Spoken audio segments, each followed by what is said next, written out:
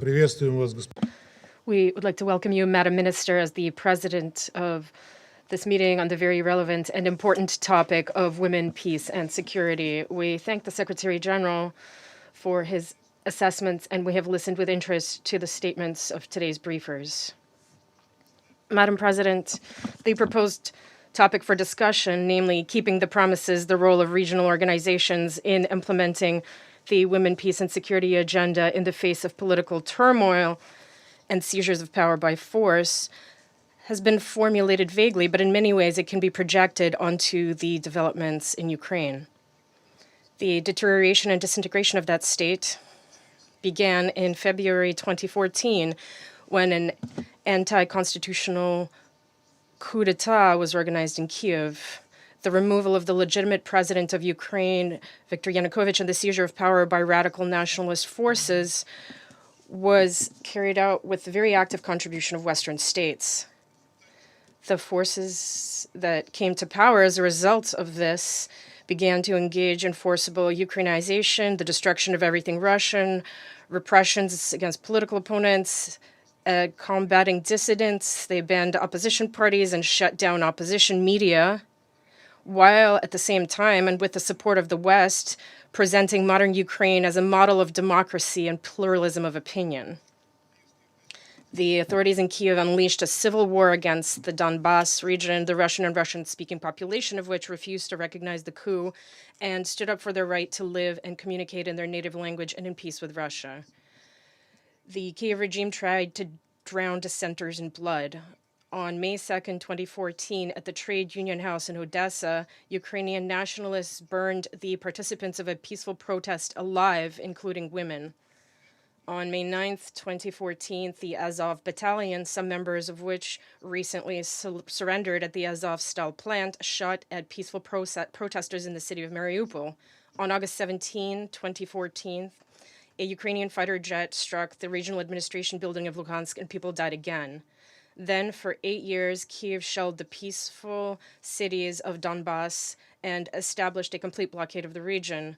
As a result, 3,300 civilians, including 152 children, were killed in Donbass. Ukraine has since established a regime of strict censorship. Undesirable mass media and internet websites are being shut down. Independent journalists are persecuted. Opposition parties are being banned.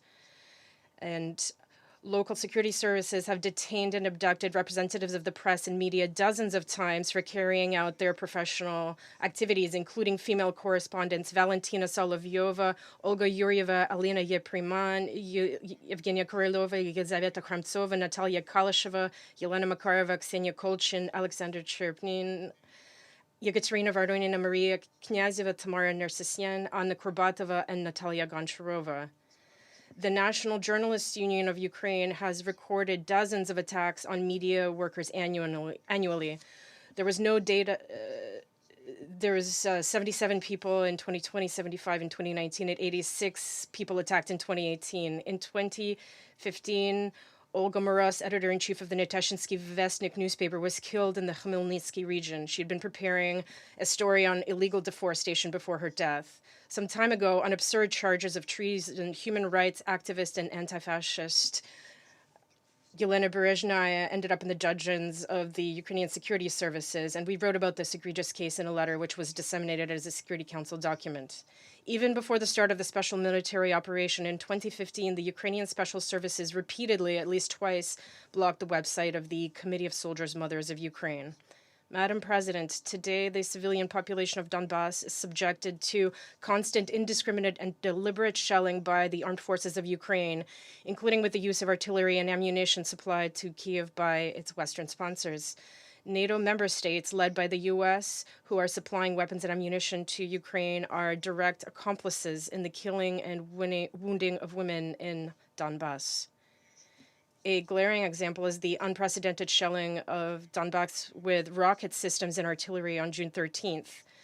More than 350 rockets and shells were fired at the peaceful city, including French cluster munitions, which had allegedly been liquidated in 2016, and from American weapons as well. As a result of this barbaric and essentially terrorist act, 6 people died, including a child and a woman, and 33 were injured.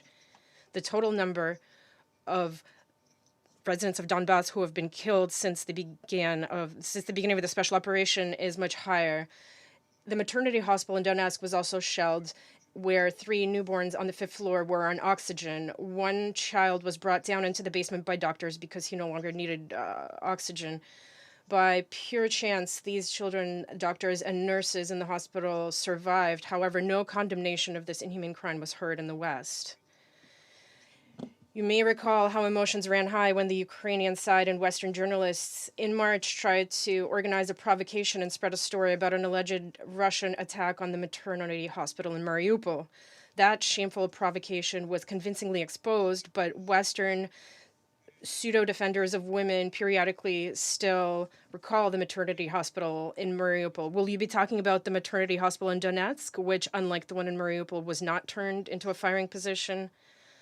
My dear Western colleagues, you will also not be able to exploit the topic of alleged acts of sexual violence committed in Ukraine by Russian military personnel. Fakes and lies are all that you have, not a single fact, not a single piece of evidence. And of course, you will certainly not be able to surpass the former Ukrainian Commissioner for Human Rights, Ms. Denisova, in your lies. Everyone was surprised by her incomprehensible focus on numerous details of sexual crimes and rapes of children in the occupied territories, as she claimed, which could not be confirmed by any evidence. Later on, she admitted that she had lied to the whole world without any evidence in order to convince Western partners of the need to swiftly deliver weapons to Ukraine. An unusual ombudsman indeed. Currently, in the territories of Ukraine liberated from Ukrainian nationalists, as well as the DPR and the LPR, work is underway to bring to light cases and evidence of crime committed by Ukrainian groups, including crimes of a sexual nature. They are being documented and investigated by the investigative authorities of Russia and the Republic of Donbass, as well as the Interagency Commission to search for missing persons and burial sites of bodies of the dead in zones of armed conflicts in Donbass.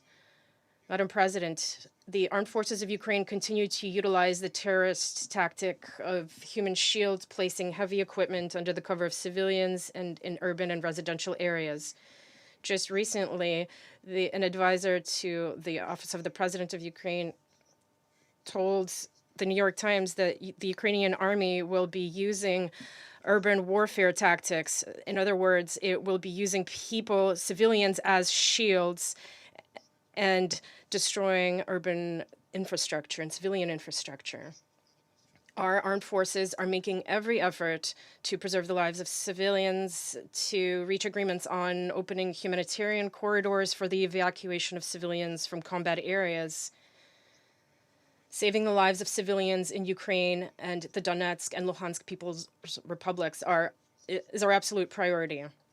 Madam President, as regards the general WPS agenda, we would like to draw attention to the importance of taking additional measures to enhance the role of women in the socioeconomic development of states in situations of armed conflict or post-conflict settlements.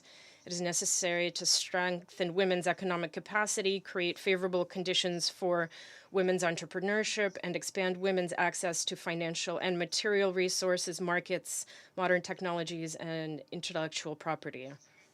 Unfortunately, the topic of expanding women's participation in social and economic cooperation as an essential element of peace building is unjustifiably glossed over by Western partners who, without any basis whatsoever, have proclaimed themselves leaders in the implementation of the women, peace, and security agenda. The most important areas for international cooperation should be overcoming poverty, women's development, and expanding access to education and decent employment. The practice of applying coercive unilateral measures against states is absolutely unacceptable. It is clear that such actions primarily affect the interests of women in the socioeconomic spheres. The challenge, particularly typical for Western states, of eradicating racism, racial discrimination, xenophobia, and intolerance against women and people of African and Asian descent has also not lost its relevance. The policy of colonialism pursued by these countries for centuries has taken deep roots and has now transformed into neocolonialism. This practice must be fully eradicated, and women must play a leading role in this process. Thank you for your attention. I thank the representative of the Russian Federation